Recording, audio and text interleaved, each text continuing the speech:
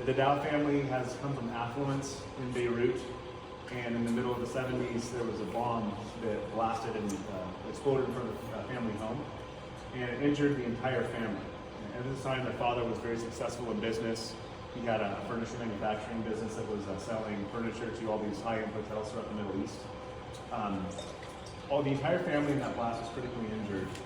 And after they recovered, they decided it was no longer going to be safe for them to live in Beirut, so they moved over to France, because their mother was from the island of Guadeloupe and had French citizenship, because it was a French-controlled territory in the Caribbean.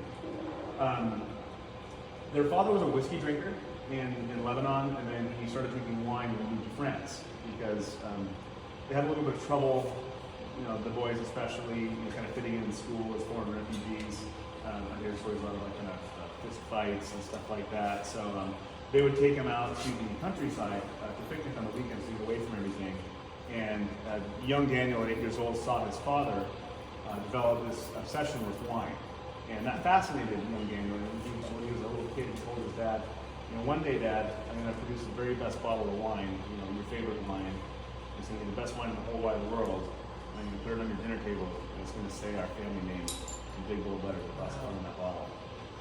Unfortunately, as a foreigner in France, you don't really have an opportunity to make wine. So their father sent the boys over to the U.S., San Diego, when they turned 18 to pursue the American dream, if you will.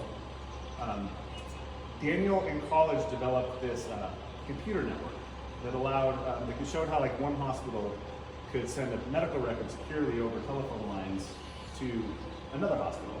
And at this time, that was unprecedented. And he came up with the idea for this concept because they had, their medical issues from the bomb blast in Lebanon. It was taking weeks to months to get their medical information sent from Lebanon to San Diego. I believe George was out of college and Daniel was still in, and they got a phone call one day from their dad that says, you guys have to come home. I've lost the business here in Paris, and I'm no longer going to be able to fund your education out there in the United States, so you're looking to come home. So they hung up the phone and they put their heads together, and meanwhile Daniel had been working on this network, and they thought it could be a very viable business. So George calls his dad back and he says, here's what I want you to do. Sell everything you can and bring you and mom and sister and nephew over to the US. We have a business idea. So dad put a lot of trust in his young boys, living here abroad, and he did exactly that, and they were able to come over here with $50,000. And they were all crammed together in a very small apartment, and it was time to put this network that Daniel had built into action. So George went, and this is just brilliant, the brilliance of George's business acumen here. He goes to Stanford, he had some contacts up there, says, hey, we have this idea, come and check us out. He rented an office space for one day. He called a bunch of his friends from college, says, I want you to unplug all your computers, get as many wires and cords and extension cords and cables, whatever you can, bring it down to this office space we rented for the day.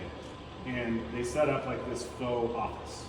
And so they had like all their friends were sitting there looking like they were working behind computers that weren't turned on, like wires going across the room, they didn't plug into anything.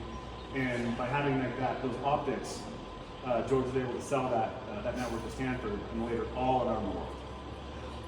So they founded that company in the mid-'80s with a $50,000 investment, and then they later sold it in the late '90s for a lot more than that. And